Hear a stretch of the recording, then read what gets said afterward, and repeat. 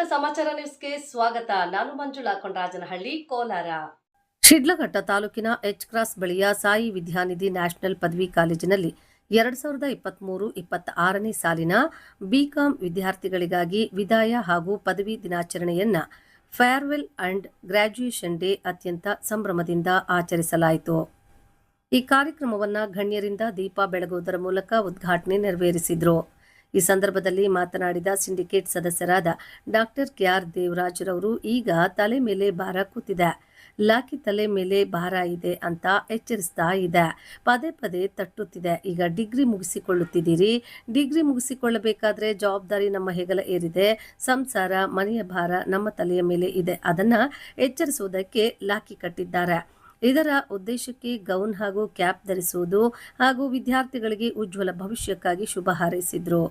ಎರಡನೇ batch degree ಪಡ್ಕೊಳ್ತಿದ್ದೀರಿ ಅಂತ ಹೇಳಿ ನಂಗೆ ಈ ವೇದಿಕೆಯಲ್ಲಿ ಮಾತಾಡೋದಕ್ಕೆ ಇನ್ನೂ ಖುಷಿಯಾಗಿ ಇವತ್ತು ಈ ಕಾರ್ಯಕ್ರಮಕ್ಕೆ ಒಪ್ಕೊಂಡು ನಾನು ಬಂದೆ. ಕಾರಣ ಅಂತಂದ್ರೆ ಇದು ನನ್ನೂರು. ನಾನು ಪ್ರತಿ ದಿವಸ ಕಾಲೇಜ್ಗೆ ಹೋಗ್ಬೇಕಾದ್ರೆ ಎಚ್ ಕ್ಲಾಸ್ ನಲ್ಲಿ ಬೆಳಗ್ಗೆ 7 ಗಂಟೆಗೆ ಹಾಸನ ಬಸ್ಗೆ, ಗೌರ್ಮೆಂಟ್ ಬಸ್ಗೆ ಕಾಯ್ಕೊಂಡು ಬೆಂಗಳೂರಿಗೆ ಕಾಲೇಜ್ ಹೋಗ್ತಾ ಇದ್ದಂತ ಊರು. ಪ್ರತಿ ದಿವಸವೂ ಕೂಡ ಇಲ್ಲಿಂದ ನಾನು ಕಾಲೇಜ್ ಓಡಾಡ್ತಾ ಇದ್ದಂತ ಊರು ಎಚ್ ಕ್ರಾಸ್. ಈ ಎಚ್ ಕ್ರಾಸ್ ವಿಶೇಷವಾದಂತ ಒಂದು ಇತಿಹಾಸ ಇದೆ, ಆಯ್ತಾ. ಬಹಳ ಶಕ್ತಿ ಇರುವಂತ ಒಂದು ಕ್ರಾಸ್ ಎಚ್ ಕ್ರಾಸ್. ಈ ಜಾಗದ ಮುಂದೆ ನಾನು ಈಗ ತಾನೇ ಹೇಳ್ತಿದ್ದೆ, ನಾನು ಮುಂದೊಂದು ದಿನ ಈ ಜಾಗ ಒಂದು ದೊಡ್ಡ ಎಜುಕೇಶನ್ ಹಬ್ ಆಗಿ ಕನ್ವರ್ಟ್ ಆಗುತ್ತೆ ಅಂತ. ನಾನು ಬೆಂಗಳೂರು ಉತ್ತರ ವಿಶ್ವವಿದ್ಯಾಲಯದ ಸಿಂಡಿಕೇಟ್ ಸದಸ್ಯನಾಗಿದ್ದಾಗ ಈ ಊರಿನಲ್ಲಿ, ಈ ಜಾಗದಲ್ಲಿ, ಈ ತಾಲೂಕಿನಲ್ಲಿ ನಾನು ಹುಟ್ಟಿದ್ದೀನಿ. ನನ್ನ ತಾಲೂಕಿಗೆ ಆ ಜಾಗವನ್ನ ತರಲೇಬೇಕು ಅಂತೇಳಿ ಇವತ್ತು ನಾನು ಹೇಳ್ತಿದ್ದೀನಿ ಸರ್. ಬಹುಶಃ ನಾನು ಸಿಂಡಿಕೇಟ್ ನಲ್ಲಿ ಇಲ್ಲ ಅಂತಂದಿದ್ರೆ ಅಮರಾವತಿಯ ಜಾಗ, ಅಮರಾವತಿಗೆ ಬರಬೇಕಾದಂತ ವಿಶ್ವವಿದ್ಯಾಲಯದ ಹೆಡ್ ಕ್ವಾರ್ಟರ್ ಮಂಗಸಂದ್ರದ ಪಾಲಾಗ್ತಿತ್ತು. ನಾನು ರಿಪೀಟ್ ಮಾಡಿ ಬಹಳ ಗರ್ವದಿಂದ ಹೇಳ್ತಿದ್ದೀನಿ, ಯಾಕಂದ್ರೆ ಆ ಜಾಗದ ಪ್ರತಿ ಎಕರೆ, ಪ್ರತಿ ಸರ್ವೆ ನಂಬರ್ ಗೊತ್ತಿದ್ದಂತ ಏಕೈಕ ವ್ಯಕ್ತಿ ನಮ್ಮವ್ರನ್ನೇ. ಸಿಂಡಿಕೇಟ್ ಸಭೆಗಳಲ್ಲಿ ನಮ್ಗೆ ಈಗಾಗಲೇ ಮಂಗಸಂದ್ರದ ಹತ್ರ 30 ಎಕರೆ ಜಾಗ ಇದೆ. ನಾವಿಲ್ಲಿ 100 ಎಕರೆ ಜಮೀನನ್ನ ತಗೊಂಡು ಇಲ್ಲಿ ಹೊಸದಾಗಿ ಬಿಲ್ಡಿಂಗ್ ಕಟ್ಟೋದ್ರ ಬದಲಾಗಿ ನಮ್ಮ ಮಂಗಸಂದ್ರದ ಈಗಾಗಲೇ PG ಸೆಂಟರ್ ಹತ್ರ ಬಿಲ್ಡಿಂಗ್ ಗಳಿದೆ, ಅದ್ರ ಜೊತೆಗೆ ಇನ್ನೊಂದು 20 ಎಕರೆ ಅಡಿಷನಲ್ ಆಗಿ ತಗೊಂಡ್ರೆ ಅಲ್ಲೇ ನಾವು ಕ್ಯಾಂಪಸ್ ಅನ್ನು ಯಾಕೆ ಕಟ್ಟಬಾರ್ದು ಅಂತ ಸಿಂಡಿಕೇಟ್ ನಲ್ಲಿ ಚರ್ಚೆಗೆ ಬಂತು. ಆದ್ರೆ ನನ್ನೂರಿಗೆ ನಾನು ಏನಾದರೂ ಮಾಡ್ಬೇಕಲ್ವಾ. ಹಾಗಾಗಿ ನನ್ನ ರೆಪ್ರೆಸೆಂಟೇಷನ್ ಇಷ್ಟು ದೊಡ್ಡ ಜವಾಬ್ದಾರಿ ಸಿಂಡಿಕೇಟ್ ವಿಶ್ವವಿದ್ಯಾಲಯದಲ್ಲಿ ಒಂದು ದೊಡ್ಡ ನಿರ್ಧಾರವನ್ನ ತಗೊಳ್ಬೇಕಾದಂತ ಒಂದು ಎಕ್ಸಿಬಿಷನ್ ಬಾಡಿನಲ್ಲಿ ನಾನು ಸಿಂಡಿಕೇಟ್ ಮೆಂಬರ್ ಆಗಿಟ್ಕೊಂಡು ನಮ್ಮೂರಿನ ಪಕ್ಕಕ್ಕೆ ನಾನು ಯೂನಿವರ್ಸಿಟಿಯನ್ನ ತರಲಿಲ್ಲ ಅಂತಂದ್ರೆ ನಾನು ಇಲ್ಲಿ ಹುಟ್ಟಿ ಏನು ಪ್ರಯೋಜನ ಇಲ್ಲ ಅಂತ, ನನ್ನ ಮಣ್ಣಿಗೆ ನನ್ನ ಊರು ನಾನು ಏನು ಮಾಡೋಕ್ಕಾಗಲ್ಲ ಅಂತ. ಹಾಗಾಗಿ ನಾನು ಪಟ್ಟಿಡಿದು ಅಮರಾವತಿ ಹತ್ರ 172 ಎಕರೆ ಜಾಗವನ್ನ ಮಾಡೋದಕ್ಕೆ ಬಹು ಪಾಲು ನಮ್ಮಿದೆ ಅಂತ ಗರ್ವದಿಂದ ಹೇಳ್ಕೊಳ್ತೀನಿ. ಯಾಕಂದ್ರೆ ಇವತ್ತು ಕೂಡ ವಿಶ್ವವಿದ್ಯಾಲಯದಲ್ಲಿ ಎಲ್ಲರಿಗೂ ಗೊತ್ತು ಆ ಜಾಗ ಆಗಬೇಕಾದ್ರೆ ದೇವರಾಜ ಪಾತ್ರ ಎಷ್ಟಿತ್ತು ಅಂತ ಹೇಳಿ. ಈ ಸಂದರ್ಭದಲ್ಲಿ ಮಾತನಾಡಿದ ಎಂ ಶಿವರಾಮರೆಡ್ಡಿರವರು, ವಿದ್ಯಾಭ್ಯಾಸ ಅನ್ನೋದು ವಿದ್ಯಾಭ್ಯಾಸದಲ್ಲಿ ಸುಮಾರು ಅನುಭವಗಳು ಅಡಗಿರುತ್ತದೆ.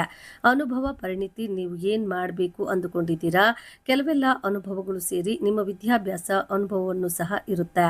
ಆದರೆ ಅನುಭವ ಇರಬೇಕಾದ್ರೆ ಜನರಲ್ ನಾಲೆಡ್ಜ್ ಸಹ ಇರಬೇಕು. ವಿದ್ಯಾರ್ಥಿಗಳನ್ನ ಇಂಡಿಪೆಂಡೆಂಟ್ ಆಗಿ ಬಿಟ್ಟು ಬಿಡಬೇಕು, ಆಗಲೇ ಕೆಲವು ವಿಷಯಗಳು ಕಲಿಯುವುದಕ್ಕೆ ಸಾಧ್ಯ. ಈಗ ನೀವು ಪದವಿ ಮುಗಿಸಿ ಹೊರನಡೆಯುತ್ತಿರುವ ವಿದ್ಯಾರ್ಥಿಗಳಿಗೆ ಉಜ್ವಲ ಭವಿಷ್ಯಕ್ಕಾಗಿ ಶುಭ ಹಾರೈಸಿದ್ರು.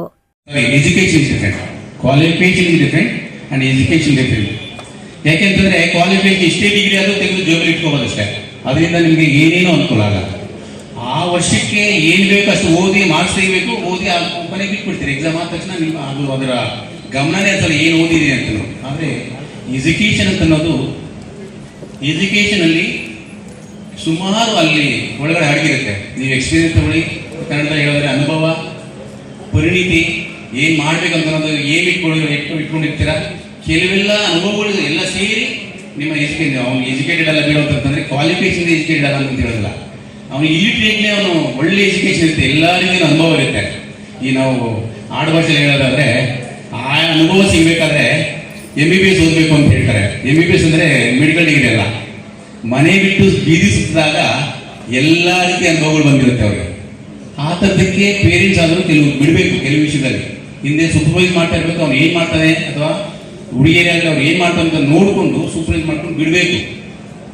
ಇಂಡಿಪೆಂಡೆಂಟ್ ಆಗಿ ಬೆಳೆಯೋ ರೀತಿ ಅವ್ನು ಬಿಡಬೇಕು. ಮುಂದೆ ಯಾವಾಗಲೇ ಕೆಲವು ವಿಷಯಗಳು ಕಲಿಯೋಕ್ಕಾಗೋದು. That way always see always we should say that every step is an experience for all of us. Every step ನೀವು ಏನೇ ತಗೊಳ್ಳಿ. ಸಿ ಸ್ಮಾಲ್ ಎಕ್ಸಾಂಪಲ್ ಹೇಳ್ತೀನಿ. Searching an institution address also it's experience. ಈ ಕಾರ್ಯಕ್ರಮವು ಬಿಕಾಂ ವಿದ್ಯಾರ್ಥಿಗಳ college ಜೀವನದ ಸುಂದರ ನೆನಪುಗಳನ್ನು ಹಾಗೂ ಮುಂದಿನ ಶೈಕ್ಷಣಿಕ ಅಥವಾ ವೃತ್ತಿಪರ ಜೀವನದ ಹೆಜ್ಜೆಗೆ ಭದ್ರ ಬುನಾದಿಯನ್ನು ಒದಗಿಸಿಕೊಟ್ಟಿತ್ತು. ಈ ಸಂದರ್ಭದಲ್ಲಿ ಸಿಂಡಿಕೇಟ್ ಸದಸ್ಯರಾದ ಡಾಕ್ಟರ್ ಕೆಆರ್ ದೇವರಾಜ್, ಶಿಡ್ಲಘಟ್ಟ ಸರ್ಕಾರಿ ಪ್ರಥಮ ದರ್ಜೆ ಕಾಲೇಜಿನ ಪ್ರಾಂಶುಪಾಲರಾದ doctor Murali Anand, doctor B N Murthy, ಕಾರ್ಯದರ್ಶಿ ಸಿಎಂ ನಾರಾಯಣಸ್ವಾಮಿ, ಉಪಾಧ್ಯಕ್ಷ ಡಾಕ್ಟರ್ ಎಂ ಶಿವರಾಮರೆಡ್ಡಿ, ಖಜಾಂಚಿ ಪೂರ್ಣಚಂದ್ರ, ಸಂಯೋಜಕರಾದ ಪುನೀತ್ ಕುಮಾರ್, ಶಿಕ್ಷಕರಾದ ವಿಜಯ್ ಕುಮಾರ್ ಹಾಗೂ ಕಾಲೇಜಿನ ಉಪನ್ಯಾಸಕ ಸಿಬ್ಬಂದಿ ಹಾಗೂ ಎಲ್ಲ ವಿದ್ಯಾರ್ಥಿಗಳು ಹಾಜರಿದ್ದರು. ವರದಿ ಮಳ್ಮಾಚನಹಳ್ಳಿ, ಗೋವರ್ಧನ್, ಶಿಡ್ಲಘಟ್ಟ. ಈ ಲಾಕಿ ನಮ್ಮ ಮೇಲೆ ತಲೆ ಮೇಲೆ ಭಾರ ಇದೆ ಅಂತ ಹೇಳಿ ಎಚ್ಚರಿಸ್ತಾ ಇದೆ, ಪದೇ ಪದೇ ತಟ್ತಾ ಇದೆ. ತಟ್ಟಿದ್ಯಾ? ನೀನ್ ತಲೆ ಅಲ್ಲಾಡ್ತಾ ಇಲ್ಲ, ತಟ್ತಿದ್ಯಾ ಅಂದ್ರೆ ಜವಾಬ್ದಾರಿ ತಲೆ ಮೇಲೆ ಕೂದಿದೆ ಅಂತ ಹೇಳಿ ಆಗಾಗ ಎಚ್ಚರಿಸ್ತಾನೇ ಇದೆ. ಹಾಗಾಗಿ ಡಿಗ್ರಿ ಮುಗಿಸ್ಕೊಳ್ತಿದ್ದೀರಿ. ಡಿಗ್ರಿ ಮುಗಿಸ್ಕೋಬೇಕಾದ್ರೆ ಜವಾಬ್ದಾರಿಗಳು ನಮ್ಮ ಹೆಗಲೇಲಿದೆ. ಸಂಸಾರ, ಮನೆಯ ಭಾರ ನಮ್ಮ ತಲೆ ಮೇಲಿದೆ. ಅದನ್ನು ಎಚ್ಚರಿಸೋದಕ್ಕೆ ಪ್ರತಿ ಬಾರಿ ಕ್ಷಣ ಕ್ಷಣವೂ ಎಚ್ಚರಿಸೋದಕ್ಕೆ ಲಾಕಿ ಕಟ್ಟಿದ್ದಾರೆ. ಇದರ ಉದ್ದೇಶವಾಗಿನೇ ಈ ಗೌನನ್ನ ಧರಿಸಂತದ್ದು. ಸುಮ್ಮನೆ ಗೌನನ್ನ ಧರಿಸೋದು ಪ್ರಾರಂಭವಾಗಲಿಲ್ಲ. ಅದರ ಭಾಗವಾಗಿ ನನ್ನ ಡಿಸೈನ್ ಮಾಡಬೇಕಾದ್ರೂ ಕೂಡ, ಬಿಲ್ಡಿಂಗ್ ಅನ್ನ ಡಿಸೈನ್ ಮಾಡಬೇಕಾದ್ರೂ ಕೂಡ ಕನ್ಸಲ್ಟೆಂಟ್ ರುಚಿ ಜೊತೆ ಕೂತ್ಕೊಂಡು ಹಗಲು ರಾತ್ರಿ ಅಂದ್ರೆ ಅದನ್ನ ಡಿಸೈನ್ ಮಾಡೋದ್ರಲ್ಲೂ ಕೂಡ ನಾನು ಭಾಗವಹಿಸಿದೆ. ಯಾಕಂದ್ರೆ ನಾನು ಆ ಕಮಿಟಿನಲ್ಲಿ ನಾನು ಚೇರ್ಮನ್ ಆಗಿದ್ದೇನೆ. ಹಾಗಾಗಿ ಅದು ನಾಲೆಡ್ಜ್ ಸಿಟಿ ಆಗಿ ಕನ್ವರ್ಟ್ ಆಗುತ್ತೆ. ಈ ಭಾಗದ ಎಲ್ಲ ವಿದ್ಯಾರ್ಥಿಗಳು ಕೂಡ ಮುಂದಿನ ದಿನಗಳಲ್ಲಿ ವಿಶೇಷವಾದಂತಹ ಒಂದು ಸಹಕಾರ ಸಿಗುತ್ತೆ. ಆ ವಿಶ್ವವಿದ್ಯಾಲಯದ ಹಣ್ಣು ಪ್ರತಿಫಲ ಸಿಗೋದು ಪ್ರಾರಂಭ ಆಗುತ್ತೆ. ಹಾಗಿದ್ರೆ ನಿಮ್ಗೆ ಏನ್ ಸಿಗ್ಬೋದು ಅಂತಂದ್ರೆ, ಈಗಾಗಲೇ ಅದೇ ವಿಶ್ವವಿದ್ಯಾಲಯದಿಂದ ಪದವಿಯನ್ನ ಪಡ್ಕೊಂಡು ಹೊರಗಡೆ ಹೋಗ್ತಾ ಇದ್ದೀರಿ.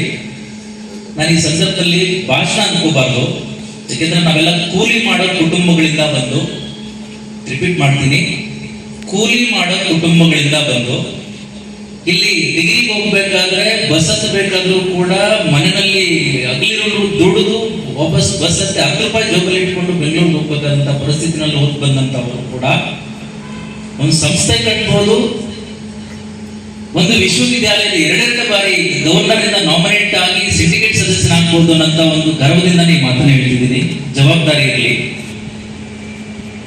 ಪದವಿಯನ್ನ ಪಡ್ಕೊಂಡು ಜವಾಬ್ದಾರಿಯನ್ನ ಹೆಗಲೇರಿಸ್ಕೊಂಡು ಹೋಗ್ತಿದ್ದೀರಿ.